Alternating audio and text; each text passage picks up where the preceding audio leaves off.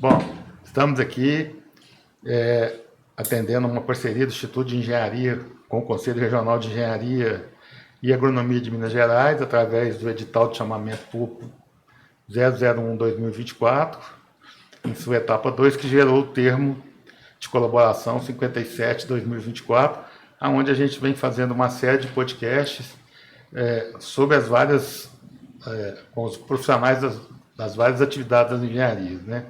A gente já fez alguns com o pessoal de civil, de engenharia elétrica, de segurança do trabalho, engenharia química. A gente falou com o pessoal do design, que é uma área nova da engenharia. Falou muito com o pessoal de agronomia, levando em conta que nós estamos em Uberaba. E hoje a gente está aqui com dois profissionais da área das geociências, o Zé Cláudio e o Zé Nilson, para a gente poder abordar um pouquinho, assim, é super engraçado, pessoal. Eu vim com a disposição, queria agradecer o convite do Instituto para que a gente pudesse fazer esse trabalho, estar mediando esses eventos que eu tenho perguntado, mas eu tenho aprendido muito mais, porque todo mundo que vem aqui é craque na sua área. E vocês vão ver ao longo da nossa conversa, que a gente conversou um pouquinho fora aqui, e eu vim preocupado com a extinção do planeta. Eu acho que a gente tem que preocupar com a nossa extinção, mas isso ao longo, assista todo o nosso podcast, que vocês vão gostar. Então, eu estou aqui com o Zé Cláudio e o Zé Nilson, e gostaria que, vou pela ordem alfabética, o Zé Cláudio te apresentasse primeiro, e na sequência o Zé Nilson, por gentileza. Eu agradeço o convite. Eu sou geólogo, me formei na UERJ, no Rio de Janeiro, e fiz o mestrado na UFRJ, mestrado em água subterrânea, fiz doutorado na Unesp de Rio Claro, também em água subterrânea. Eu até estava conversando com uma colega agora, esse ano eu faço 35 anos de formado, e eu tive a oportunidade ao longo desses 35 anos, trabalhei um bom tempo na região amazônica, na questão de abastecimento de água para comunidades bem afastadas, que tinham problemas na questão de abastecimento por poços. Pude trabalhar também no semiárido, então eu trabalhei com excesso de água e com escassez de água. E agora eu estou aqui na região, né, trabalhando também continuo trabalhando com água subterrânea. Gente, vocês não têm noção, tanto que foi difícil trazer o Zé Cláudio aqui, porque ele já veio fazer alguns trabalhos de fora, eu teve aqui fazendo alguns trabalhos, vocês vão entender também, e é difícil trazer o passo dele para cá, mas nós vamos falando disso. E aí, Zé Nilson? Bom, primeiramente eu quero agradecer, né, o convite, né, de participar aqui dessa mesa para a gente bater esse bate-papo. Meu nome é José Nilson, eu sou formado em Geografia, né, tenho a graduação, mestrado e doutorado realizados no Instituto de Geografia da Federal de Uberlândia, né, e trabalho, né, desde a partir da conclusão desse processo, né, de construção, venho trabalhando com análise, planejamento e gestão ambiental, né, dentro de uma área de concentração maior, que é a geografia e gestão do território. Você está aqui na UFTM, nós conseguimos comparar. Você não é daqui, Sim. Você é da vizinha Uberlândia, que você já falou. Isso. Mas o seu está vinculado aqui mais próximo da Federal, aqui, né? Exatamente. Do UFTM, Departamento de Geografia. Então, tá legal. Bom, dentro dessas áreas de vocês, a gente já podia começar por aí, né? Na apresentação, o Zé Cláudio falou que trabalhou com muita água e com pouca água. Como é que está a situação realmente de água? Eu sou de uma época, você falou que tem 35 anos de formado, eu estou indo para 41, engenharia civil. Então, fala assim que o Brasil, além de nós somos na cidade do agro, né, além de ser o celeiro do mundo, e hoje cada 5 pratos de comida no mundo, um é daqui, um é brasileiro, a gente também falava que nós tínhamos água de rio. O Brasil sempre achou que teve água em abundância, até que algumas... Como é que é essa situação? Temos muita água, temos pouca água, depende. Como é que está a nossa situação de fato com relação às águas, notadamente às águas subterrâneas? Já que nós estamos sentados no Aquífero do Guarani, né? Sim, a gente tem uma situação realmente privilegiada, porque até mesmo nas regiões semiáridas, você fazendo alguns poços, você consegue um pouco de água. Mas, assim, a gente tem que entender, né, mas como geólogo, né, que a gente vive num planeta com recursos limitados. Então, mesmo a gente tendo muita água, Se não souber usar direito, essa água não necessariamente ela vai acabar, mas ela vai, não, muitas vezes, não se tornar potável. E aí vai encarecer o custo de tratamento, então você tem toda essa preocupação. A gente fala que o aquífero Guarani é o maior do mundo. Tem algumas controvérsias, ele pode até ser dito que ele realmente é o maior do mundo, mas a qualidade dele varia bastante. Tem local que ela é mais salobra, tem local que ela é muito floretada, então tem várias situações. Se fala, então, a região amazônica tem o aquífero Alter do Chão, que também é o maior do mundo, ou até maior do que o Guarani, mas a qualidade das informações e a quantidade das informações ainda são muito poucas quando se compara com o Guarani, que está na região amazônica, você tem muito pouco estudo sobre o Alter do Chão. Mas realmente é um aquífero bastante potencial, mas aí que está. A grande demanda está aqui, está no Sudeste, e não está na região amazônica. Mas, nesse contexto, a gente tem realmente um grande potencial, tanto de água superficial quanto de água subterrânea. Alguns estudos recentemente têm mostrado que as reservas de água subterrânea no mundo estão diminuindo. E, realmente, as reservas de água subterrânea estão diminuindo. Mas você pode pensar, mas a gente não usa a minha cidade não usa água subterrânea. Mas pense que é a água subterrânea que sustenta a vazão do rio na época da estiagem.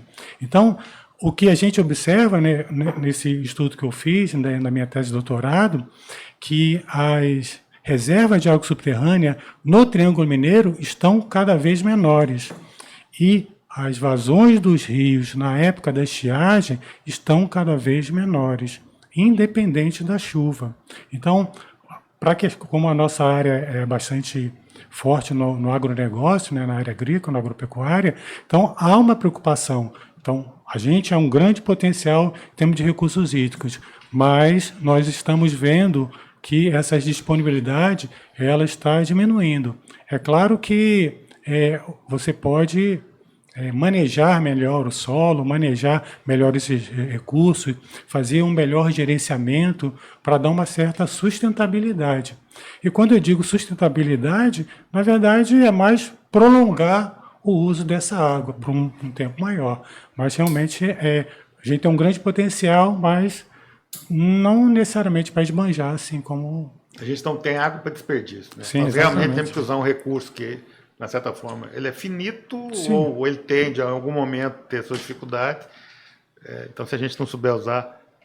Denilson, você quer complementar alguma? Eu fazendo a complementação do que o Zé Cláudio falou, essa questão da utilização da água é algo que a gente tem que levar muito em consideração, né? Por quê? Porque a água é extremamente importante na vida de qualquer ser vivente, né? Então a água não é só para o ser humano, a água ela é do sistema Terra, né? Ela faz parte de um contexto maior para além da vida do humano, né? Então a água é um elemento da natureza, né? E faz parte de todo um sistema que faz com que esse sistema seja todo equilibrado, né? Bom, precisamos da água para as mais diversas ações e necessidades, né? Nós temos a água para ser utilizada na escola, para ser utilizada no hospital, para ser utilizada na indústria, para ser utilizada na agricultura, na pecuária, né? Nas nossas casas, né? Então é um elemento essencial para todos nós, né? E diante dessa demanda que é realmente muito alta, a gente precisa saber, né, entender e saber como manejar para ter esse recurso por o maior período possível, né? Porque assim, nós temos aí nos últimos anos, né, um discurso muito forte em relação à questão da sustentabilidade, como o Zé Cláudio colocou, né? E junto a esse discurso da sustentabilidade sempre tem também, né, as frases, né, clássicas, né, que nós precisamos pensar nas gerações futuras, né, o que vai ser das gerações futuras, né, e essas frases, por exemplo, elas fazem sentido a partir do momento em que nós realmente começarmos a pensarmos e agirmos de forma nessas gerações futuras, né? Não adianta nada a gente termos esses slogans, essas frases de efeito e o nosso hoje, né, o nosso atual, a gente age e trabalha de forma a complicar a disponibilidade desses recursos para gerações futuras. né? Então, a gente não, à medida que a gente escolhe determinados tipos de desenvolvimento, determinadas práticas de ocupação, sem um planejamento correto, sem a preocupação com essa questão do recurso, com a disponibilidade e, além da disponibilidade, a qualidade dessa água, por exemplo, né? A gente, na verdade, a gente está sabotando as gerações futuras, né? Então, assim, é importante que, além do conhecimento da qualidade, da quantidade, da disponibilidade dessa água, a gente também entenda que a forma de ocupação que a gente escolhe, né, nós, a sociedade como um todo, né, escolhe ocupar as áreas, que todas as áreas são superfícies de infiltração para a água, né, para a água chegar no sistema e abastecer os lençóis subterrâneos que o Zé Cláudio colocou aqui, né, isso depende muito da forma como a gente ocupa essas áreas, né? Eu acho que na resposta vocês abriram algumas colocações para a gente pensar. Nós estamos mudando a nossa matriz energética, mas ainda nós temos uma matriz energética extremamente dependente de água. Recurso hídrico. Né? Então, assim, que tinha aquela brincadeira com aquelas marchinhas de carnavais antigas do Rio de Janeiro, né? Cidade que me seduz, de dia falta água, de noite falta luz, mas na realidade a água que era o grande problema, porque nós estamos naquela matriz. E eu queria fazer 2 comentários sobre a parte subterrânea, mas nós vamos fazer depois. Eu queria perguntar disso. A matriz energética brasileira já começa a ser trabalhada buscando, de fato, alternativas que a gente vai poupar mais recurso hídrico. Nós vamos, porque a gente tem visto aí muita discussão, muita situação em buscar alternativas, né, para várias situações com relação à energia, para aliviar o consumo de água. Isso é uma coisa tangível hoje? Já começa a ser uma coisa racional ou ainda é muito incipiente? Está igual o aquífero lá do Alter do Chão. Alter do Chão, que ainda não tem informação suficiente, ou a gente ainda não tem uma matriz tão consistente. Porque a gente vê assim, tem projeto lá no Nordeste para fazer convento. Como é que está, de fato, a nossa matriz energética em relação à situação da água?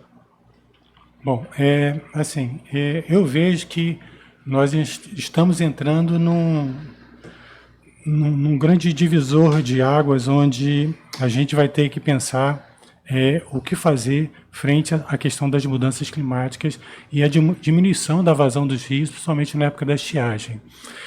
Eu vejo que há essa preocupação, mas ainda é muito incipiente.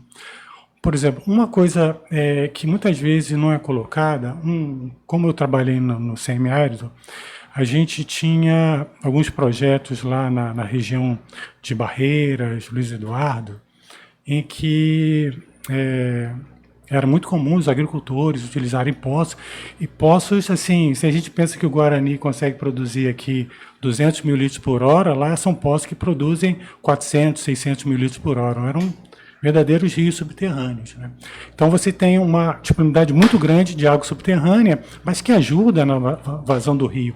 E aí que está, nessa região, essa maior capacidade de armazenamento de água era um fator fundamental para abastecimento dos afluentes da margem esquerda do São Francisco. E conversando com colegas, eu falo, já pensou se você começa a diminuir essa reserva, fazendo com que os rios da margem esquerda comecem a ser intermitentes? Porque os rios da margem direita, que estão mais no semiárido ainda, eles são intermitentes.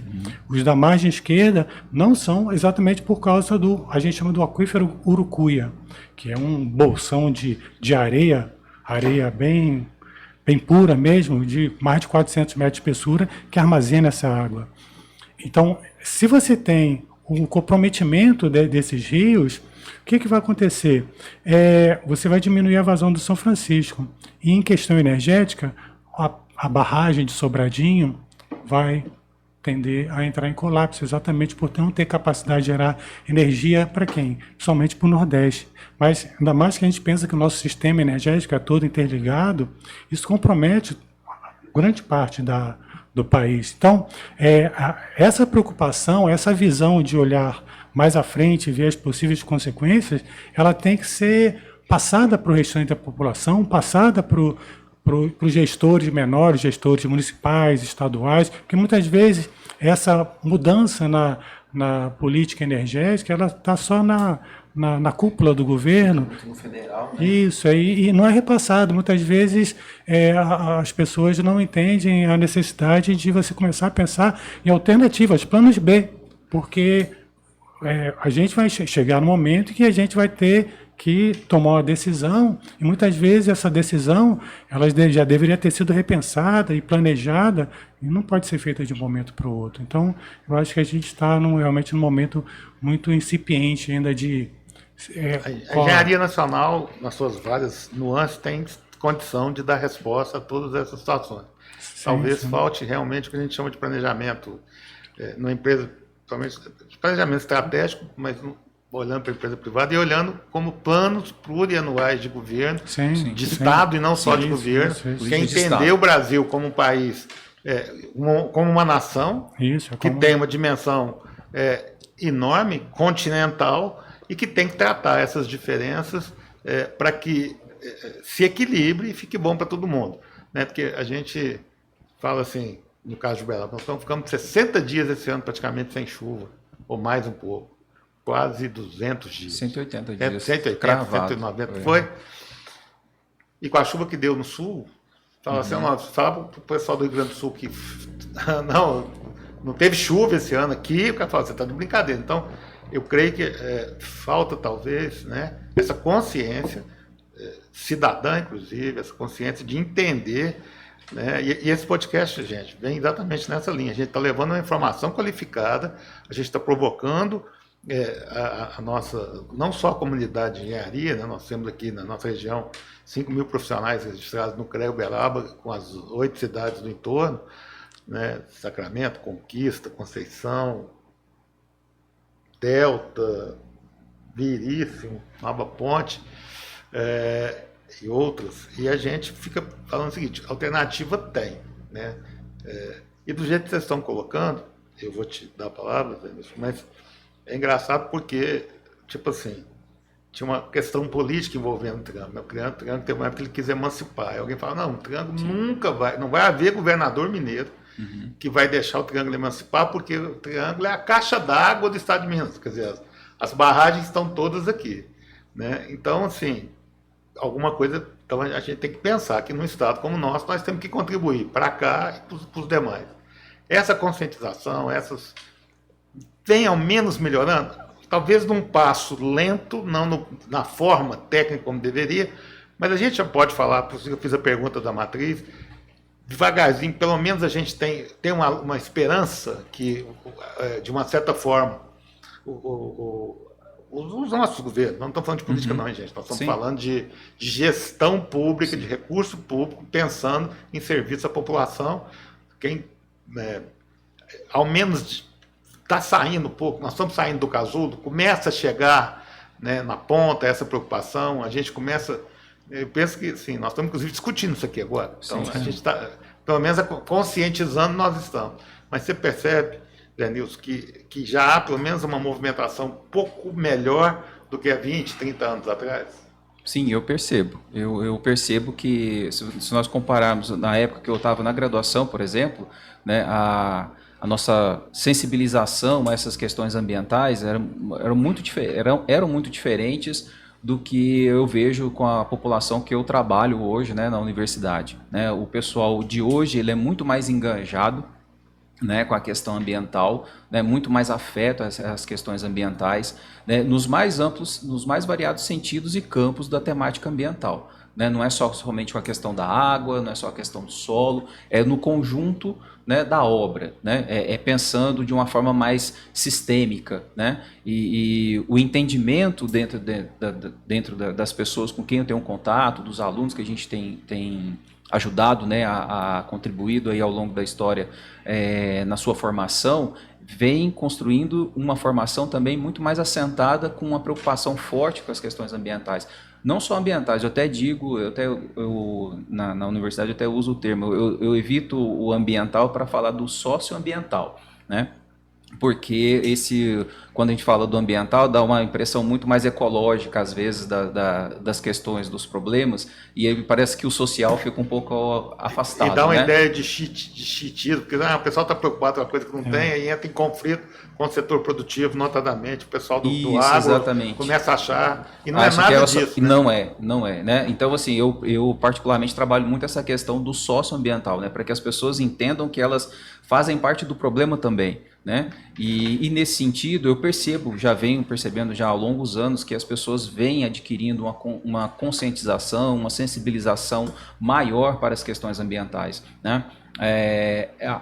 A problemática aqui da água, por exemplo, que foi desse ano, né, que a gente passou esse ano aqui em Uberaba, né, é perceptível também isso dentro de sala de aula, a preocupação dos alunos com essa questão, né, porque a água é um elemento da vida, né, então é para a planta, é para o ser humano, é para o animal, né, é para a própria transformação da rocha em solo, né, então é todo um contexto muito dinâmico, né, geoecológico que faz parte, né, de todo um contexto da vida da pessoa. Então, tem sim uma percepção mais, então, a gente mais pode positiva. dizer que crise hídrica e mudança climática não é modinha.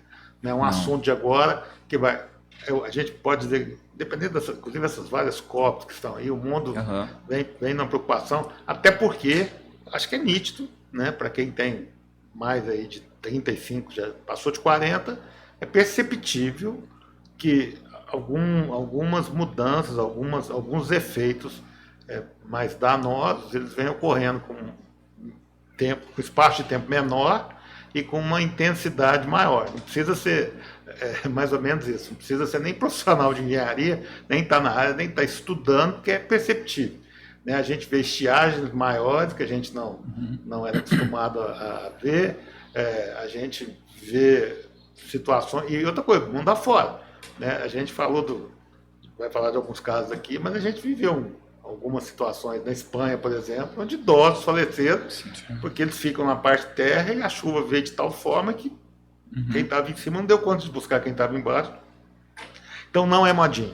Podemos dizer que não é modinha. É um assunto que veio para ficar. É um assunto que veio para ficar, isso faz parte, a gente tem que entender que essas mudanças, essas alterações, elas tendem a se tornar mais importantes, né, no sentido até da gravidade, né, dos resultados que ela possa apresentar, porque elas também estão associadas não só por uma questão de evolução do próprio planeta, né, de um contexto evolucional do planeta, mas também pela intensidade como nós mudamos a superfície do nosso planeta, né, a superfície terrestre, a forma como a gente ocupa, né, todo o contexto de uso e ocupação do espaço que nós, seres humanos, promovemos ao planeta tem uma interface de ligação muito grande com as questões climáticas, né? Porque o clima ele não está associado somente com a questão atmosférica, é a questão atmosférica do planeta, junto também com a interface de superfície, né?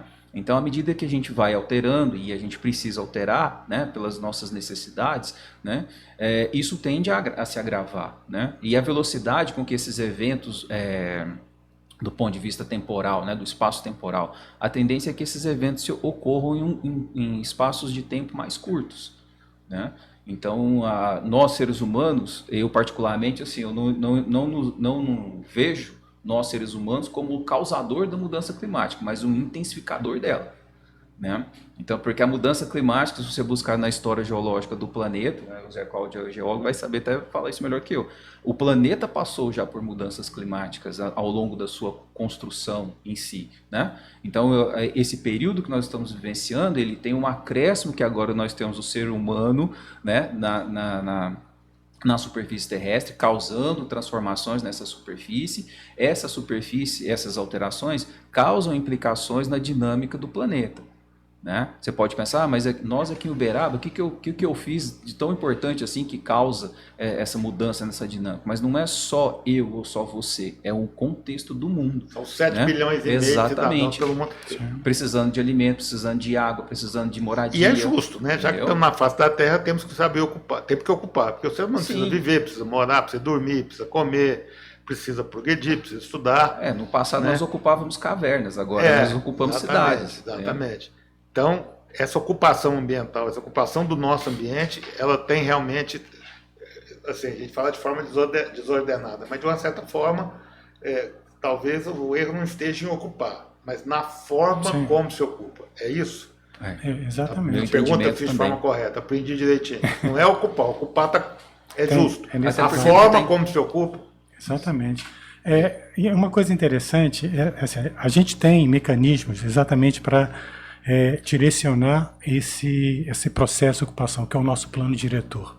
Toda cidade tem um plano diretor. Inclusive, lei de uso e ocupação. Isso, é que você define, ó, para cá você não pode crescer, para cá. Em termos geológicos, né? Digamos que eu tenho ali uma região de calcário que tem caverna, pode ter dolinas. Dolinas são aquelas, quando a caverna ela entra em colapso, aí forma um buracão, e aí pode acontecer isso na cidade. Então, se eu sei que aquela região ali é uma região de rochas calcárias que ocorrem dolinas, eu não vou colocar minha cidade para crescer lá. Eu não vou colocar um parque industrial naquela direção. Então, no plano diretor, você define as áreas de ocupação exatamente com base nas características de risco ambiental. Se você tem uma área de encosta, a tendência é você não ocupar, pelo menos não é adequado ocupar. Mas, infelizmente, o que a gente tem muitas vezes é um poder econômico fazendo com que você puxe essa área. Não, tem uma área aqui, vamos lotear aqui, tem uma fazenda grande, vamos lotear aqui, e aí acaba a prefeitura, os órgãos municipais direcionando para aquela área para atender uma determinada demanda que sai do seu plano diretor. Então, questões técnicas existem exatamente para tentar equacionar esse processo de ocupação.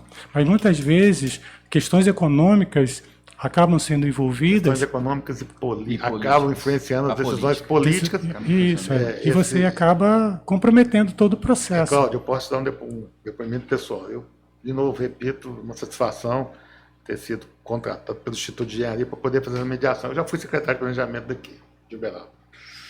E, quando eu cheguei lá, a primeira solicitação do Ministério Público para nós foi o seguinte: a APA do Rio Uberaba dá para uma ferradura.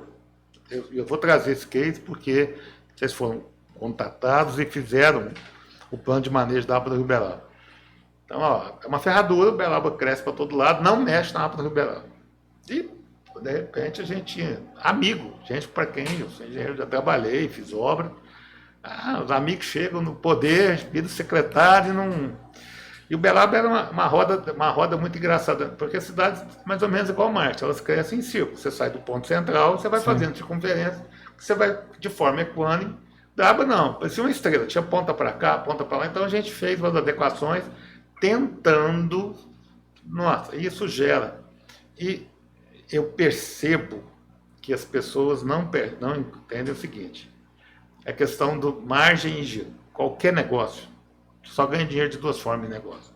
Ou você tem um negócio que ninguém tem, você põe a margem que você quer e faz pouco. Ou você tem um negócio que todo mundo tem e que você tem, então, que girar muito, porque você tem que vender muito para... Então, poxa, o que a gente percebia? Isso é perceptível. E é difícil, às vezes, o empreendedor entender isso. Às vezes ele faz menos metro quadrado, VGV, o valor gerado de vendas menor, em menos metro quadrado, mas com valor agregado maior, porque ele preserva a área ambiental, preserva a qualidade, né? Assim, isso é perceptível, gente. Quem é daqui tem avenidas na cidade assim, tem um quarteirão inteiro arborizado, você passa lá uma delícia. O quarteirão da frente tem uma árvore, você anda ali, você quer sair correndo. Então, é perceptível, não precisa ser... Mas essa pressão, Sim. Né? E por não entender que às vezes você pode fazer menos metro quadrado e agregar valor a esse metro quadrado, agregar valor à renda, tem isso também, a gente entende a renda do brasileiro, mas nós temos, né, todas as faixas muito bem delineadas, ao ponto de que hoje eu acho, né, que uma das coisas que a gente deveria fazer é incentivar o que já está aberto e ocupado. O que eu quero dizer? A gente encontra muito vazios urbanos. Sim. E às vezes se permite a cidade esticando, então essa ocupação, essa ocupação do ambiente ainda fica pior. Porque você cria vazio vira uma série de coisas que não tem nada a ver, né? Onera todo o custo daquela cidade, porque você tem que levar água, energia, saúde, sim, educação, segurança, sim, e transporte, né? Mobilidade fica comprometida, escola. Ao ponto que você tem áreas que estão cheias de vende, se aluga. Todo dia conversando com o pessoal, olha, se hoje a gente tivesse esse convite, talvez era a hora de incentivar que se ocupe o que já está pronto. Sim. Aquilo que está... Porque eu acho que a gente teria uma condição... Aquilo já foi feito, já foi edificado, já tem água, já tem esgoto ali, está perto de alguma coisa. Então, incentivar, não é tomar propriedade de ninguém, não é nada disso. Sem Mas dúvida. você está vendo, você aluga, porque a família, o proprietário, quem é dono daquela área. E se, talvez, se fizesse um ajuste com o próprio poder econômico, ao invés de construir muito longe, que você vai ter um custo maior para fazer também, quem sabe comprar prédios em áreas centrais, edificações que podem virar, e ampliar, adensar um pouco melhor, porque você vai criando os vazios urbanos que também geram mais problemas de solução. O meu raciocínio tem uma lógica nesse sentido que vocês estão falando? É questão de planejamento. É questão de planejamento. Fundamental. O urbano, né? O urbano necessita, né? As cidades necessitam de planejamento para orientar o seu crescimento, para orientar o seu desenvolvimento. Senão vai ficar realmente, como o Zé Carlos falou, vai ficar a cidade de puxadinhos, né? Uma ponta para um bairro, uma ponta para outro, né? E isso traz problemas no sentido do custo, né, de manter isso, né? Como foi falado, a questão da energia, da água, do transporte, torna a cidade inviável, né? E quando a gente pensa em locais específicos, assim, né, sobre a questão do planejamento, né, é extremamente relevante a gente pensar, no caso, por exemplo, lá da APA do Uberaba, né, nós temos ali uma área extremamente especial para a cidade, né? Nós temos uma área de proteção ambiental que é preenchida por propriedades privadas, né, com fazendas, atividades minerárias, né, fazendas de agricultura, da prática da agricultura ou então da pecuária, mas é uma área intensamente, né, povoada, no sentido, né, de que não há 1 centímetro de terra pública ali, né? E é uma área efetivamente extremamente essencial para a questão hídrica da cidade, a questão do abastecimento da cidade, né? E ao mesmo tempo é uma área muito densamente ocupada no sentido das atividades que lá estão, né? E que de uma certa forma acaba, se não planejado, se não orientado, acaba trazendo para nós consequências negativas em relação à manutenção do recurso hídrico, principalmente no período da seca, né? Então, quando a gente fala da questão do planejamento, da importância de saber como ocupar os lugares, né? Vou usar inclusive uma fala sua, não é tomar propriedade de ninguém e nem é dizer o que a pessoa tem que fazer dentro da propriedade dela, né? Mas no caso específico, por exemplo, da APA do Uberaba, nós temos um elemento lá que pertence não só ao dono da propriedade, mas pertence ao município, que é a água, né? A água perpassa por todas as propriedades ali, desde a sua nascente mais externa, lá no próximo à Ponte Alta, né? Até passar por dentro da cidade.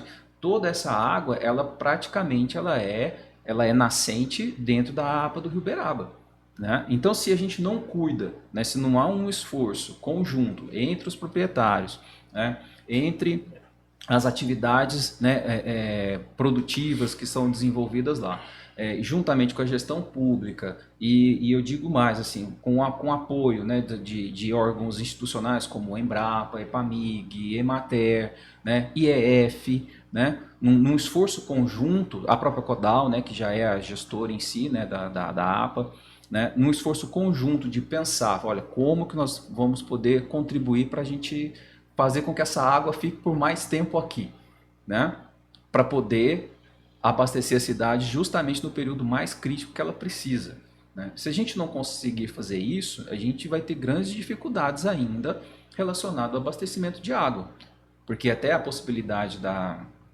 de trazer a água do Rio Grande, né, ela ainda vai demorar, né? Esse é um projeto, né, um projeto que exige uma engenharia, né, robusta para ser feita, né?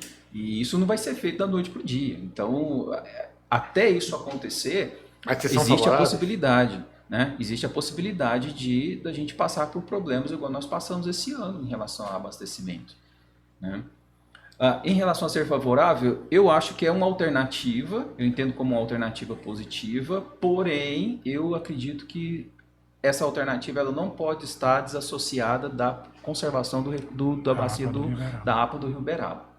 Acho que eu não vejo implicações negativas, né, em buscar a água, né, do Rio Grande, desde que não deixe de lado, isso sirva de algum argumento para, como nós temos a água agora, nós não precisamos olhar tanto para o Rio Uberaba em si. Porque isso implica, né, quando a gente fala a APA, a gente fala muito da APA porque é a região das nascentes, mas isso implica no Rio Uberaba como um todo, né, porque as nascentes do Rio Uberaba estão no território Uberaba, né? E a gente tem que levar em consideração... Esse fator é primordial, né? Esse rio é nosso, é da cidade e merece ser tratado como tal. Exatamente. E esse rio perpassa por outros municípios aqui, né? Então, eu, particularmente, como geógrafo, penso que a Uberaba tem uma responsabilidade maior no sentido dessa conservação ou preservação, né? Um compromisso, né, com isso, né? Porque é a água não só do município, mas é a água também que perpassa por outros territórios, né? E vejo nesse sentido assim, que uma coisa não anula a outra, né?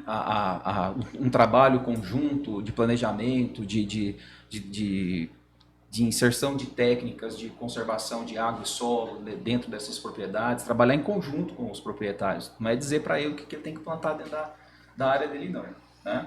Mas um trabalho conjunto, né, com técnica, com metodologia, como está escrito lá no próprio plano de manejo, né? A gente pensou em alternativas que possam ser utilizadas e alternativas que não são caras, alternativas que não fogem do escopo do que um agrônomo não consiga orientar, né? Que um corpo do IEF não consiga orientar dentro das suas especificidades, que uma Emater não consiga orientar dentro das suas especificidades, dentro que a universidade em si não consiga orientar dentro das suas especificidades, entendeu? A gente não colocou nada disso além, né? Então, assim, eu acho que é um esforço conjunto, porque é o bem de todos nisso aí. A repercussão é para todo o território, né? Ainda mais agora que nós conseguimos a chancela, né, da Unesco, né? É um peso a mais, é uma responsabilidade a mais nas nossas costas em relação a isso, né? Porque a questão da água é um assunto muito caro para a Unesco, né? E nós não podemos, em detrimento de uma nova alternativa de abastecimento de água, a gente esquecer do Rio Uberaba. Muito pelo contrário, né? Acho que uma coisa não anula a outra. E a chancela ela pode ser retirada. E ela né? pode ser retirada. Caso você tenha um comprometimento da bacia da APA do Rio Uberaba. Então, a sua pergunta é se eu sou favorável. Bom, vamos falar da APA primeiro, depois tá. a gente discute o Rio Grande agora mesmo. Vamos. Eu fiz essa pergunta, mas eu quero entrar nela com mais calma depois. Nós podemos continuar falando sobre o que foi pensado no manejo do rio e essa condição de convivência e habitação. Né? A questão da APA é fundamental para a cidade. Eu acho que a grande questão da APA, o grande trunfo da APA, é uma bacia rural, onde a gente tem o controle das nascentes e falando em termos de engenharia, né, nós conhecemos as variáveis dentro da bacia. Então, se a gente pegar o Rio Grande, né, que é a possibilidade de retirar água do Rio Grande, a gente está quase na foz do Rio Grande. Então, a quantidade de municípios que tem, de cidades que jogam muitas vezes esgoto não tratado, esgoto tem Poços de Caldas, se você tem um problema. Então, em relação à nossa APA, a gente teria um grande potencial para tentar recuperar essa bacia. É claro, é uma recuperação que é de médio a longo prazo, mas ela tem que ser iniciada. Ela tem que deveria haver um esforço do município, por exemplo, de conscientizar os moradores essa é uma coisa constante. E da APA, aonde eles estão, a necessidade de manutenção da qualidade do rio, a qualidade das nascentes. Então, por exemplo, quando a gente vê alguns trabalhos do CODAL, a gente da universidade vai falar, vamos fazer um estudo na APA. Quantas estações fluviométricas eu tenho na APA? Só tenho uma, que é a da captação. Então, os afluentes não tem. Então, por exemplo, falando agora geologicamente, qual é a subbacia que é mais produtiva em termos do contexto geológico. Por quê? A gente tem uma geologia, que é a formação Uberaba, a formação Marília, que são rochas, são arenitos, argilosos, e a gente tem um processo lá que a gente chama de silicificação, que quando esses arenitos eles são percolados por uma sília, eles ficam endurecidos. Então, essas porções da bacia onde você tem essa sílica, elas têm uma baixa capacidade de armazenamento. Então, quais são as bacias que têm essas condições? Exatamente para que você possa direcionar esforços para fazer curvas de nível, criar barraginhas ou bolsões, incentivar a manutenção da floresta ou da vegetação, para que nessas bacias que têm maior capacidade de armazenamento, elas sejam chave para que você tenha um armazenamento de água dentro da bacia. Eu, por exemplo, sou contra a barragem lá da Prainha. Por quê? Porque quando a gente analisa os dados do Rio Uberaba ao longo do tempo, então a gente tem estudos do Rio Uberaba desde 97, não, bem antes, 76, que a gente analisa a vazão da época da estiagem e a vazão da época de cheia, e a gente faz uma avaliação gráfica disso. O que a gente observa é que as vazões na época de estiagem elas estão cada vez menores, e as vazões na época da cheia estão cada vez maiores. Então, o que isso quer dizer? É o processo de ocupação da bacia com impermeabilização. Você impermeabiliza, se favorece o escoamento superficial. Então, a tendência é que o rio Uberaba ele se torne intermitente. E, na verdade, ele já está praticamente intermitente, que a gente tem que pegar a água do Rio Claro para conseguir gerar vazão no rio Uberaba. É um absurdo, né? Então, você tem ações que podem ser feitas, mas medidas que têm que ser iniciadas agora para exatamente a gente tentar reverter esse processo de intermitência.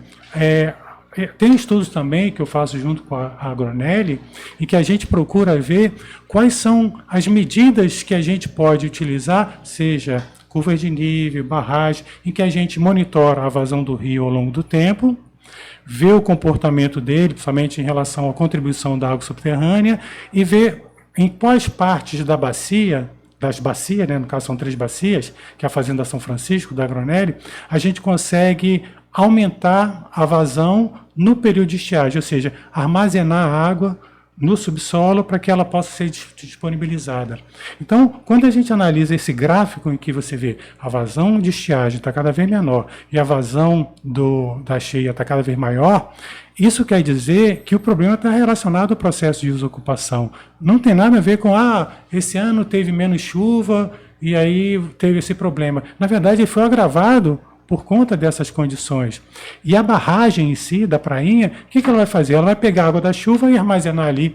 E aí você vai ter processo de eutrofização, você vai ter processo de contaminação dessa água. Se eu conseguir armazenar essa água no subsolo, através de técnica de engenharia, com curvas de nível, aí eu consigo fazer com que o rio volte a ser perene. Se eu pego as vazões do rio Uberaba em 1980, na época da estiagem, dava de sobra para abastecer aqui. Então a gente começa a ter problema lá para 2003, mas antes de 2003 a gente conseguia. E se a gente analisar as chuvas não variaram muito ao longo do tempo. Então, os dados em termos de intensidade não variaram tanto. Então, a gente tem mais ou menos, está dentro do normal pluviométrico, é claro, dentro das suas variações, mas que você observa que cada vez menos... Tem um ano 0 e o outro 2000. A média, às vezes, foi mais intenso no momento, uma chuva que estragou mais que a outra, mas a quantidade, o volume, a situação pluviométrica, na média, tem uma média. Agora, nesse ano, a gente faz medições lá no IFTM, da variação do nível d'água, lá para abril, mais ou menos, a gente já sabia que esse ano ia ser bastante crítico. Por quê? Porque a reserva de água subterrânea, a capacidade de infiltração foi muito baixa. Por quê? Por conta das chuvas. As chuvas realmente foram bem atípicas, a distribuição das chuvas. Então, você tem, nesse período, lá para abril, você tem essa baixa reserva, essa água que está sendo reservada no subsolo, é ela que vai fornecer água para a vazão do rio. Então, a perspectiva que a gente tinha é que essa reserva não ia ser suficiente para ajudar na manutenção da vazão. E foi o que aconteceu. eu tive a oportunidade de fazer uma entrevista, né, no Jornal da Manhã, na rádio, e eu avisei, ó, esse ano será crítico, e realmente foi crítico. Infelizmente, a gente ainda escuta, não, o problema foi uma estiagem bastante acelerada. Não é questão de estiagem bastante acelerada. A estiagem bastante grave, ela aumentou o problema. Mas vai haver problema, eu posso dizer para você que vai haver problema em 2025. Por quê? Como a gente teve um comprometimento por conta das queimadas da vegetação, então na bacia você vai ter uma capacidade menor ainda de infiltração. E aí você vai ter a perspectiva, a gente está tendo infiltração da água subterrânea pela chuva, né? Agora no período das chuvas. Então a gente vai ter chuvas, teoricamente, até março, abril. Essa reserva que vai ser formada, ela vai ser insuficiente para gerar manutenção. Então, quando a gente pega um histórico do período de ligação da transposição ao longo dos anos, eu tive essa curiosidade, peguei desde 2010. Aí, sei lá, 2010, você tem, começamos em 2013 a fazer essa transposição, 2010 você tem a transposição feita em outubro. Aí a gente vai analisando 11, 12, isso vai chegando, agora nós estamos fazendo transposição em junho. Então, cada vez está mais cedo, mais próximo do final da estação chuvosa. Ou seja, por isso que a barragem não vai dar certo, porque ela só vai reter água da chuva, enquanto os afluentes vão todos secarem, só vai ter água ali naquela parte da barragem, enquanto os ribeirinhos, as pessoas que necessitam da água do rio, que estão mais a montante, vão ficar sem água. Isso sem contar a questão da evapotranspiração, né? Sim, O Zé Cláudio, ele conhece muito o Zé Nilson também, apesar de ele ser carioca, porque por essa capacidade que está demonstrada aqui no nosso podcast, está sempre aqui. Eu acho que você vai entender, né? Não é fácil trazê-lo, mas ele não ele conhece bem, estuda bem a nossa área, participou do plano de manejo da sim. Mas esse ano, sem entrar, sem querer esticar onde não precisa, é fácil de explicar porque é a culpa da longa estiagem, porque nós vivemos um ano eleitoral e aí no ano eleitoral o culpado tem que ser o outro, né? Nunca o clima, o tempo. E a gente está vendo aqui, gente, com todo esse conhecimento, brincadeiras à parte, Bela passou, acho até que passou menos traumático, pelo menos na grande parte dos bairros. Sei que teve bairro que sofreu mais do que o outro, onde eu estava ali, no bairro Olinda, só um dia faltou água à noite, no domingo, mas na segunda pela manhã estava restabelecido. Coisa que há anos não acontecia. Então um dia, mas é um dia, né? Então isso consta. Quando a gente fala dessa situação, eu quero voltar um pouco para os rios. Eu entendo que uma solução nunca deve ser, a gente falou muito da parte energética, hoje, pela nova lei de saneamento ambiental, que é uma área que nos atinge diretamente, nós temos que ter duas fontes. Então eu creio que nem o Rio Claro pode ser abandonado, nem eventuais poços artesianos que a gente tem, né? E muito menos o Rio Beraba.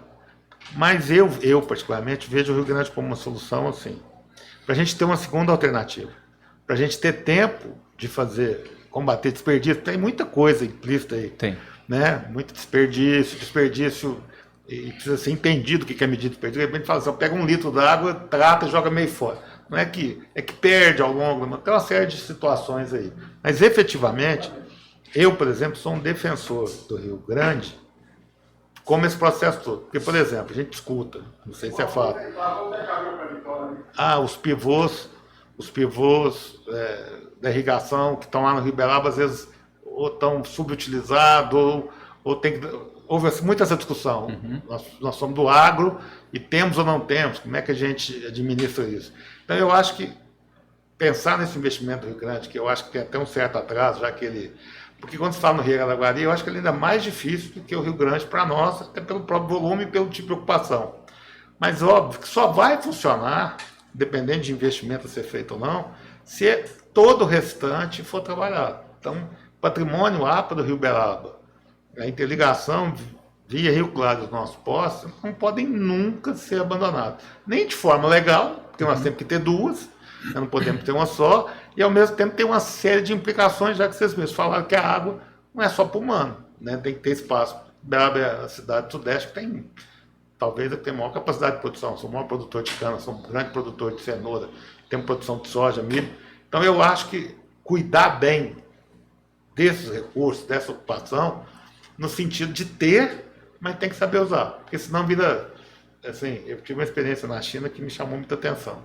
Frente a um mega shopping, imagina, um país de 1,5 bilhão de habitantes, né? Quando eu fui lá 1,3 bilhão, tem 12 anos, frente ao maior shopping de Beijing, na capital, Pequim, tinha uma feirinha experimentei aquelas coisas que eu falo assim, aqueles bichinhos que o chinês come, né? Tinha lá casulo, experimentei algumas coisas, pistaceira, mas deu umas coisas meio estranhas. Eu falei pro cara, pô, vocês são uma fartura, tá aqui, shopping com todas as marcas mundiais de... Ela falou, não, século XIX, 80 milhões de chineses morreram, então isso aqui, o chinês lembrar que ele não pode desperdiçar, porque se ele desperdiçar, vai faltar, e se faltar, ele vai morrer. Então, a gente, infelizmente, a gente não é chinês, nem vai passar por uma experiência dessa. Não é muito da nossa cultura. E acho que talvez esse seja um dos nossos pontos. A gente está falando aí, talvez o brasileiro já tenha, berabense, mineiro, brasileiro como um todo, já tenha percepção. Talvez a gente trabalhou muito aqui em outros podcasts sobre cultura organizacional e cultura mesmo, né? A gente vê um jogo da Copa do Mundo aqui, os japoneses acabaram o jogo, foram lá limpar o seu... Colheram o lixo, né? Então, eu acho que muito disso que nós estamos falando, né, acho que a própria ganância econômica. Quando eu falo ganância, não é que não é justo, mas é o cara entender, quer dizer, o cara tem uma área na APA do Rio Beraba, não é o lugar para ele fazer uma hora de empreendimento habitacional da vida dele, ou é um lugar que ele vai ter custos adicionais, porque se for construir ali, né, porque tem estudos hoje que permitem, ele vai ter que ter cuidados, né, tal de água de reuso, tem uma série de alternativas. Então, a gente pode falar que mais do que o problema de buscar, de trazer o Rio Beraba, cuidar do Rio Claro, a gente tinha que trabalhar um pouco. A educação e cultura da nossa população. A gente precisaria melhorar um pouco assim, essa consciência cidadã, que às vezes o cara entender que o meu direito vai até onde começa o seu. É isso, a gente está falando que a engenharia tem solução para tudo, já tem solução, dá para a gente ocupar melhor, tem alternativas, dá para trazer, investimento não é, né, porque eu acho que o Beraba merece uma reordenação na sua área ambiental, né, inclusive quando se fala assim, Uberlândia resolveu um problema que não tinha no passado, mas qualquer chuva em Uberlândia causa transtorno, e a gente aqui hoje tivemos chuva esse ano, você estava mais aqui, ela escoa rápido, volume com danos muito menores do que teria. Então, e eles resolveram uma área, nós vamos resolver a outra, e o que faz? E a água é um insumo, inclusive produtivo, se a gente quer crescer enquanto cidade, enquanto... Está faltando essa consciência? A gente pode dizer que o nosso, assim, falta, de fato, a cultura para a gente entender essa importância e equalizar, porque, assim, pressupõe que quem tem o poder econômico tem uma formação educacional boa, via de regra. Porque também não quer dizer nada. Por isso que eu estou indo na cultura. Como dizia o velho Chicanísio, a escola te dá um diploma, cultura, você tem que viajar, você tem que rodar para conhecer pessoas, costumes e você entender. Isso influencia nessa nossa visão? Bom, assim, eu na universidade também eu trabalho com conteúdo de educação ambiental, né? E uma das coisas que a gente sempre comenta com os alunos, bate na tecla, assim, que a gente também precisa se ver como corresponsáveis em relação a tudo que acontece no que diz respeito a impactos ambientais, né?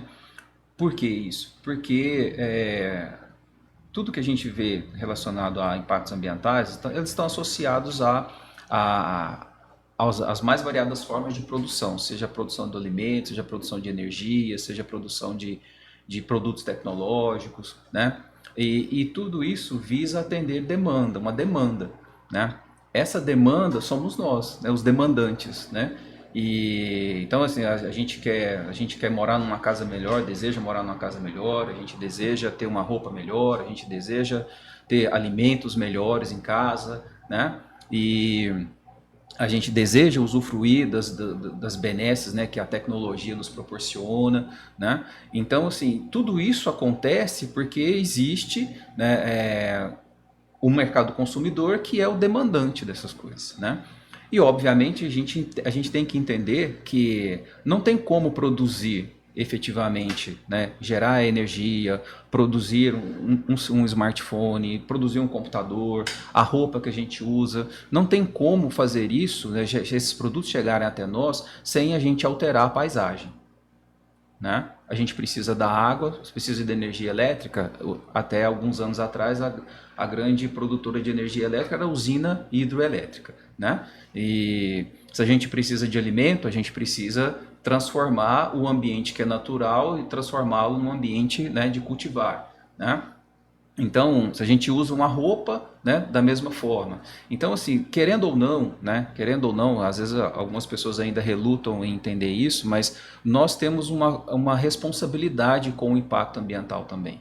Né? O impacto ambiental, né, por definição, ele pode ser negativo e positivo. Né? E nós temos responsabilidades com os dois, nós, consumidores. Né? Então, assim, a perspectiva da melhor consciência, da sensibilização das pessoas, no sentido delas se preocuparem mais com as questões ambientais, vai também à medida que ela começa a compreender que ela está fazendo parte de um problema que ela critica. Né? Então, para ela diminuir esse problema, ela também precisa mudar. Ela é parte do problema ela e, portanto, parte da solução. E parte da solução também. Né? Uma coisa está atrelada à outra. Né? E isso quem faz, ou pelo menos quem proporciona, né, é o processo educacional. Né? É a educação, é a sensibilização, é a conscientização, para você munir as pessoas de informação para que elas decidam.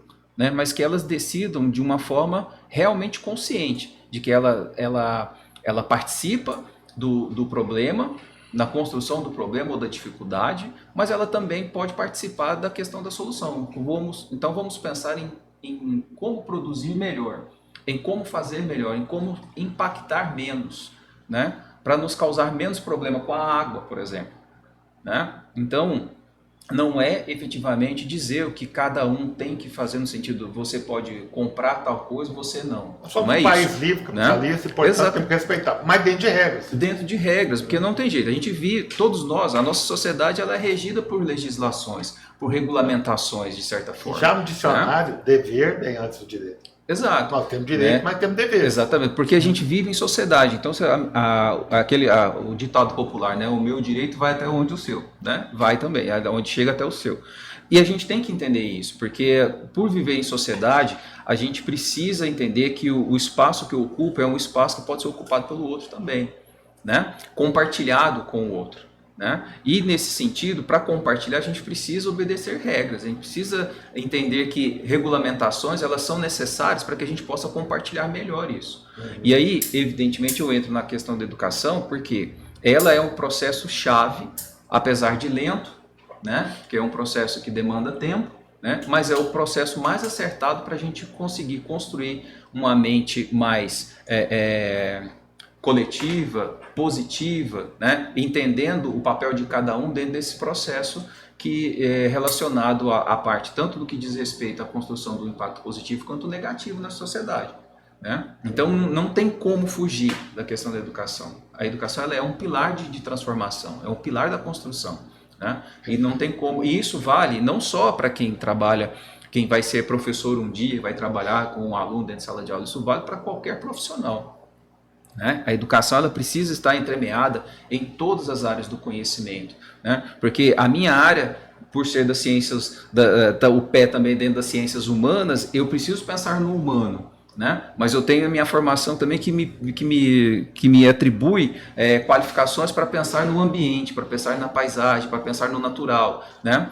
Da mesma forma... Pensar de forma exata, de forma sistêmica. Você tem que pensar de uma forma sistêmica, você tem que entender, todos nós profissionais temos que entender que não dá para olhar somente para o tecnicismo, né, que a gente tem ainda na ciência. A gente precisa colocar o humano também dentro disso. Né? Então, sem pensar no aspecto educacional, é muito difícil mudar. Isso aí, a nossa prosa está muito boa, parece que não, mas já são praticamente 1 hora. A prosa está tão boa e falta ainda algumas coisinhas que eu queria...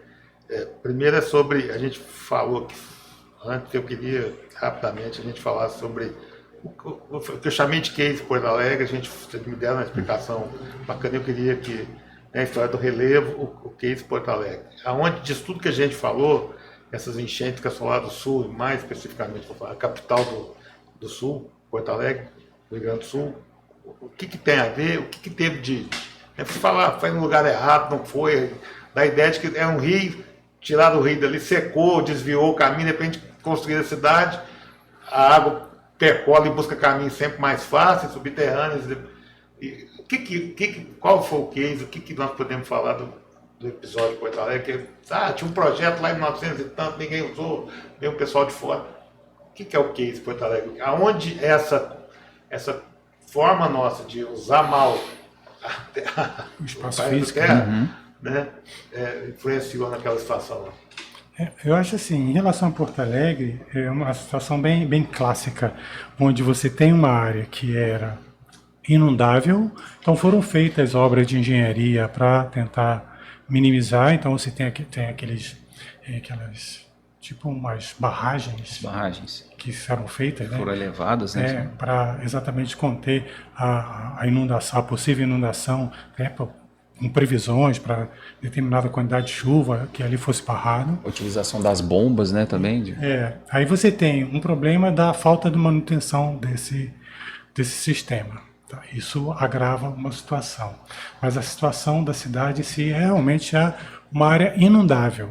Então, associado ao eventos extremos, e que nós estamos começando a ter com mais frequência, e o processo de uso e ocupação da bacia como um todo, é aquela questão, onde você retira a vegetação para, sei lá, botar determinada cultura, então diminui a capacidade de infiltração do solo, a água, em vez de infiltrar, ela escoa superficialmente, ela chega muito mais rapidamente na sua foz, que a foz está onde está a cidade de Porto Alegre. Então você tem uma maximização desses efeitos associado a problemas estruturais na construção da cidade.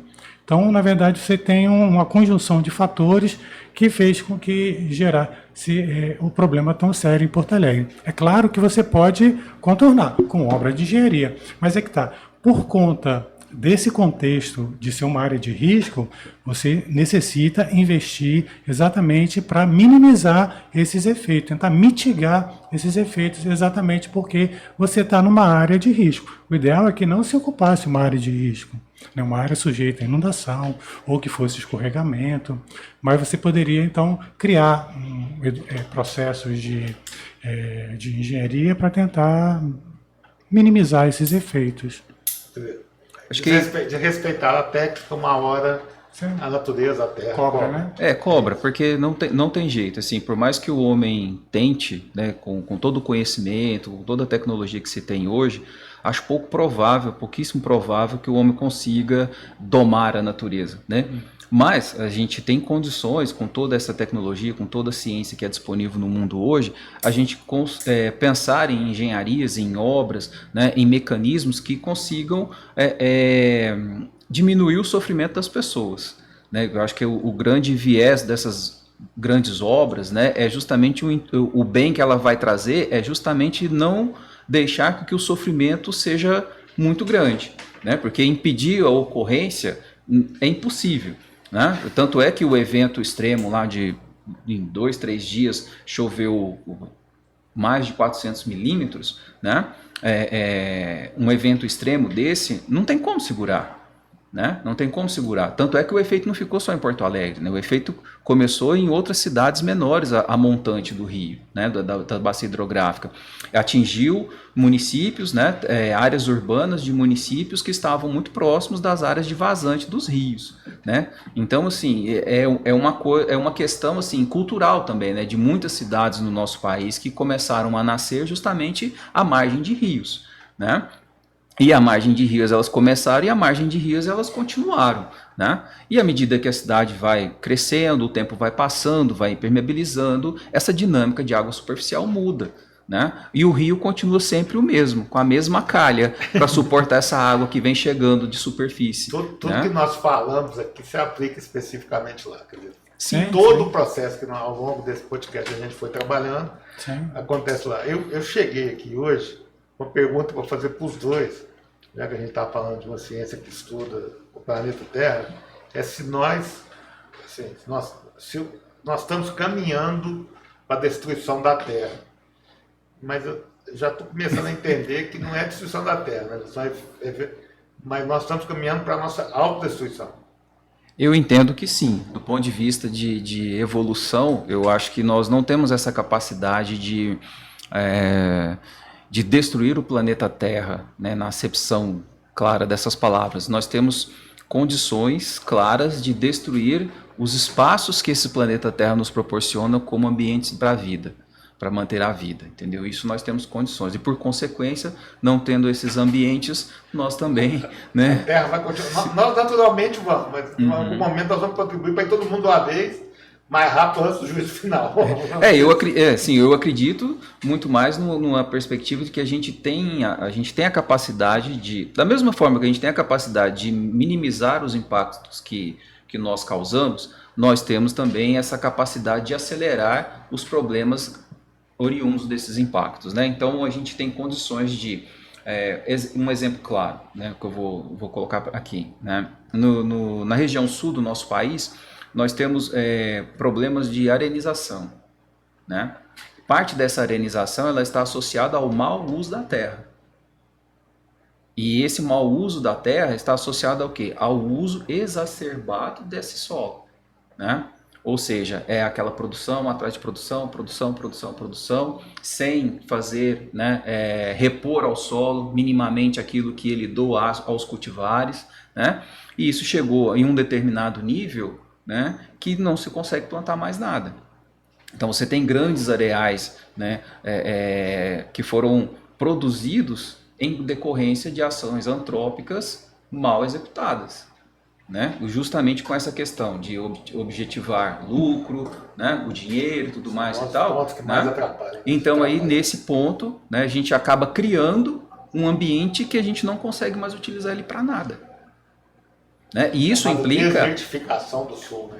Isso alguns usam o termo desertificação, né, outros arenização, porque eu entendo o mais correto como arenização pelo seguinte, porque esse processo de arenização ele não está associado com um decréscimo da pluviosidade, do regime pluviométrico. A desertificação, sim, né? Ele está atrelado a uma questão climática também. Esse está ele está associado com a questão de uso e ocupação do solo inadequado, né? Ao longo de um tempo histórico aí de uso, né? Essa relação, eu como geólogo é até interessante falar isso, a questão, o nosso planeta vai acabar? Não, o nosso planeta vai acabar em algum momento, bota uns 5 bilhões de anos aí mais para frente. A humanidade com certeza vai acabar muito antes disso. E uma coisa que eu sempre comento, se a gente pensar, pegar os dinossauros, né? Então, a evolução do planeta é marcada por várias extinções. Teve uma extinção enorme que aconteceu no Permiano, que é uns 260 milhões de anos atrás, que extinguiu mais de 90% da vida no planeta. A gente fala muito da extinção do dinossauro, foi 60 milhões de anos, 65 milhões de anos, que também extinguiu na faixa de 65% da vida. Então, se você pega os dinossauros, né, os grandes répteis, eles duraram de 260 a 60, então 200 milhões de anos. O homem das cidades, né, tem mais ou menos uns 8 mil anos. 8 mil anos. Se você pegar o homem moderno, acho que tem bem menos, mas um homem, a partir da cidade, tem 8 mil anos. Será que o planeta aguenta mais 1000 anos de humanidade? 200 milhões de anos, acho que ele não aguenta nesse ritmo, em que nós vivemos numa sociedade de consumo, onde a demanda é gerada muitas vezes artificialmente, né, através de propaganda, através de modas. Então nós somos impulsionados a comprar.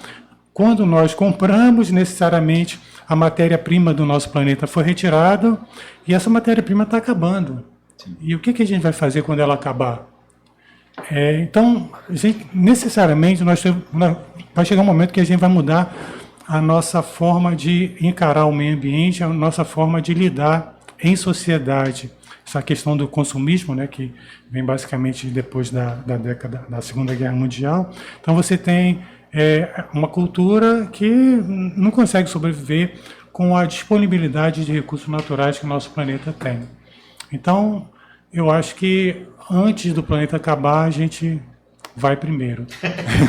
Nós vamos contribuir para a nossa autoextinção. Com para ela certeza, ficar aí. é. Bom, acho que nós abordamos todos os assuntos. A gente está realmente caminhando para o nosso final, com 1h10 praticamente de podcast, que é o seguinte.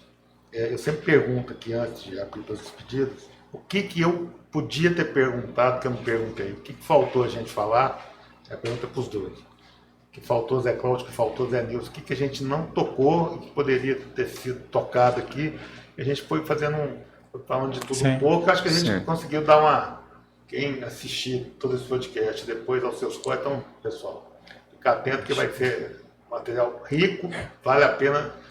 E ele virar também em pílulas para você ir absorvendo, para não assustar. Porque quem pegar essa sua fala final, cabe o recorte. Acabou o mundo. Acabou. Acabou o mundo. Mas e aí? O que faltou perguntar? Ó, uma coisa que eu acho assim que, na verdade, eu gosto sempre de falar, que é a minha área, aqui em Uberaba a gente tem um potencial muito grande para água subterrânea, que tem o aquífero Guarani. Mas aí que tá, quando a gente fala do aquífero Guarani, acha que é só perfurar que tem o aquífero Guarani.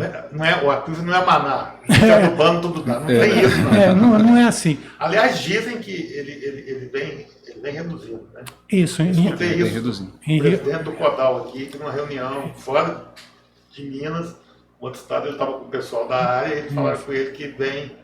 É isso mesmo? Isso, em Rio Preto, Ribeirão Isso, Preto, Ribeirão. os níveis dele estão... Porque ele é um aquífero confinado aqui. Então, o que eu retirar de água não tem como repor. A gente tem uma camada de basalto de 400 metros de espessura. Então, a água não consegue infiltrar para chegar nele. A recarga que vai acontecer é lá em Ribeirão Preto. E da água de Ribeirão Preto para chegar aqui, bota 170 quilômetros, bota aí uns 10 centímetros por ano de fluxo de água subterrânea, vê quanto tempo ele vai demorar para chegar aqui, para percorrer 170 quilômetros. Então, a recarga que ocorre lá não vai afetar a gente aqui na nossa civilização, pode-se dizer assim. Então, quando fala, vamos pegar a água do Guarani, então falta estudos do Guarani, saber aonde o aquífero Guarani é mais espesso, aonde ele é mais produtivo, como é que estão os níveis da água do Guarani, eles estão caindo, quanto já caiu, quais são as técnicas que podem ser utilizadas para tentar recompor essa água. Então tem técnicas de injeção de água a uma certa distância para que a água ela possa ser depurada ao longo do fluxo. Então tem coisas que têm que ser estudadas. Aí que tá. Velha e boa engenharia, né? Isso, uma coisa que a gente falou muito, planejamento. A gente não pode chegar e ficar perfurando poços. Aqui é um bom local porque tem um reservatório, vamos perfurar aqui porque está faltando água aqui. Não, a gente tem que saber fazer um estudo prévio, com base nesse estudo prévio, e aí sim fazer uma avaliação. Porque uma das coisas que eu ia falar era em relação à opção do Rio Grande, eu sou da opção de recuperar a APA do Rio Uberaba e utilizar emergencialmente os poços, porque os poços você poderia utilizar somente no período de estiagem. E você recuperando a APA do Rio Uberaba, você teria uma fonte de abastecimento no período da chuva, que gera vazão tranquilamente para atender a nossa demanda. E os poços poderiam ser utilizados somente no período, nos 3, 4 meses da época de estiagem, quando a vazão do rio nos sustentasse. E aí, como é claro, os poços são caros, ele tem uma vida útil, mas com manutenção, e aí que está com planejamento, nós vemos um Ribeirão Preto que utiliza, acho que mais de 100 poços para abastecimento público, e atende toda a Às cidade. vezes elas estão preocupadas, eu tive com o pessoal de lá, eles estão fazendo estudo Rio Pardo. Acho que eles vão ter. Primeiro porque precisa ter uma segunda alternativa. Sim, hoje é uma regulamentação, assim, inclusive legal. Né? Para falar, não, tira a água do aquífero, não precisa nem tratar, não. Você não consome água, sim. Também é norma, você tem que cuidar dela. Né? Mas eu entendo que é uma coisa que tem que ser pensada no todo. Sim, não existe solução isolada. Não tem uma varinha mágica, uma solução mágica. Que chega ali, buscou, resolveu. Nós temos um mar que é o Rio Grande, não é isso. Isso aí é paliativo. Acho que a mensagem mais importante, e não é só para o nosso, para quem estamos vendo no estado inteiro, no Brasil inteiro, no mundo, isso aqui vai para o mundo, aonde tem que cuidar bem, porque não é simplesmente jogar fora. Conhecer. A gente tem que entender que os recursos, né, os bens naturais, eles são finitos. Né? Eles são finitos. A água, sobretudo, né? A água potável, sobretudo. Né? Bom, no que diz respeito à pergunta, né, acho que a pergunta que faltou seria, por exemplo,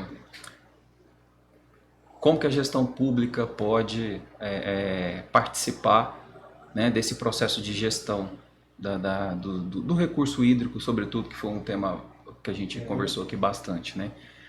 Eu vejo assim que essa gestão pública ela precisa ser mais integrada, né? Ela precisa ser menos política, né? Não falando política Não estou falando de no voto, estou sentido falando de ser mais técnica né? no sentido de Mas que a prefeitura participe, né? A sociedade universidade civil participe, a organizada, sociedade civil instituição de ensino organizada. superiores todos. Exato, Ou sabe? seja, a sociedade civil organizada, mais a Câmara de Vereadores, que são os legítimos Exatamente. representantes Para do pensar um problema, uma dificuldade que é dessa sociedade, né? povo. Contar com os conselhos regionais, o CREA hoje. Exatamente, né? Instituto Isso. de Engenharia, que está aqui com profissionais de todas as áreas. Né, Exatamente. praticamente os últimos secretários de planejamento de Belaba, nossa grande maioria são associados aqui, ou seja, independente de quem foi o prefeito ou a prefeita, Sim. de qual matiz política, praticamente o quadro associado do Instituto de Engenharia forneceu os últimos secretários de planejamento. Então, outro dia teve um caso engraçado aqui numa outra área, para se tratar de uma solução de obra rodoviária, e coincidentemente estavam todos aqui. Então, quando você põe a turma técnica para conversar, não deu discussão nenhuma, porque a visão técnica é uma visão técnica. Sim. Contribui um negocinho aqui, outro ali, né? A visão. Mas tranquilo, se quem nos governa, a nível municipal, estadual, federal, Sim. usasse dessa visão dos técnicos, que independente de quem você atendeu, porque eu falo que o secretário é o cara que serve a cidade através de alguém que foi eleito, escolhido. Sim. Aí a solução caminhou muito claramente com o titular de agora, com os outros últimos, dos últimos 20, 25 anos, quer dizer, passou por várias tendências e as soluções que caminharam, a visão para pensar o Belaba. Eu acho que no caso das águas não seria diferente, no caso das mudanças climáticas. Então, acho que na sua fala eu também acho que o poder público precisava ouvir mais, não só quem ela convida para gerir, Sim, sim. mas trazer a sociedade civil, as instituições de ensino superior, o todo. Né? Eu acho que ela fica mais bem servida e aquilo que você faz parte da solução, né, que você ajuda a discutir o problema, você se torna parte da solução. Planejamento é uma coisa que não pode vir de cima para baixo. Exato. Né? Você tem que Ele envolver, tem que ser discutido, você tem que envolver. Tem que ter pertencimento. E tudo aquilo que você é chamado a opinar gera a sensação de pertencimento. Acho que É a geração de nessa linha. a geração de cuidado, né? Você tem essa noção de cuidado. Isso Ainda aí mais é quando importante. você trabalha com meio ambiente, você tem vários atores, né? Exato. Quando você trabalha com a nossa casa, né? Porque a terra é a nossa casa. Né? Exatamente. Então nós temos que cuidar. A gente não cuida bem da casa, a gente tem que quando você vai no banheiro, o Exato. cara fala, faça aqui que você faz na sua casa, mas usa do jeitinho. É bem Então é a isso. mesma coisa. Pessoal, a prosa foi muito boa, acho que nós estamos há mais de 1 minuto, 1h20 no ar, tanto que a conversa fluiu. E outro dia a gente fez com o pessoal da segurança, da engenharia de segurança do trabalho, e eles falaram que foi o primeiro episódio de uma série da Netflix. Eu imagino que esse assunto cabe mais vezes e com certeza a gente estaria aqui. Eu queria que, assim, estava no final de vocês já se despedirem, porque realmente nós estamos com Agradecer, extrapolando então, tamanho e qualidade. Queria agradecer os dois. agradecer a oportunidade, o espaço, né? Falar de geologia é muito prazeroso, ainda mais de água subterrânea, recursos hídricos. E é sempre muito bom você estar contribuindo, né, para discussão e procurar soluções. Então, agradeço o convite e estou à disposição. Bom, também quero agradecer, né, a oportunidade de gente poder conversar sobre assuntos que são importantes, que fazem parte da vida da gente, né, que mexem com a vida da gente, né, mesmo que a gente ainda não perceba isso, ou às vezes até não acredite, né, e discutir aqui também junto com o lado do meu colega Zé Viegas aqui, que é um parceiro desde o projeto da APA, o trabalho da APA a gente ajudou a construir junto, né, e a gente vem vivenciando essa realidade da APA do Rio Uberaba já há algum tempo, né, e a gente tem clara certeza da importância que a APA tem e dos cuidados que ela precisa ter, né? E agradecer a você especialmente pelo convite, né? A oportunidade aqui da gente poder conversar, poder dialogar, poder externalizar pensamentos aqui, né? Como eu falei agora no finalzinho, né? A gestão pública precisa estar integrada, né? Essa integração começa com os diálogos das diferentes áreas, né? Que atuam, né, sobre o ambiente único, né? Nós vamos, com certeza, inclusive quem está, né, foi reeleita em Uberaba, é uma colega arquiteta, né? Associada aqui também. Então, eu imagino presidente do CODAL é nosso associado, que eles terão acesso, porque vai ser amplamente, já está no site, vão estar subindo essas nossas informações. Então eu queria, em nome do Instituto de Engenharia e Arquitetura, do Triângulo Mineiro e do Conselho Regional de Engenharia e Arquitetura, Engenharia e Agronomia, foi arquitetura há muito tempo, mas não é mais, Engenharia e Agronomia, o CREA, eu queria efetivamente agradecer a presença dos dois, eu particularmente agradecer ao Instituto que me permitiu fazer esse trabalho, eu aprendi muito, hoje foi para mim, foi uma aula dupla, né? 50 minutos, foram quase 100 minutos de muito conhecimento.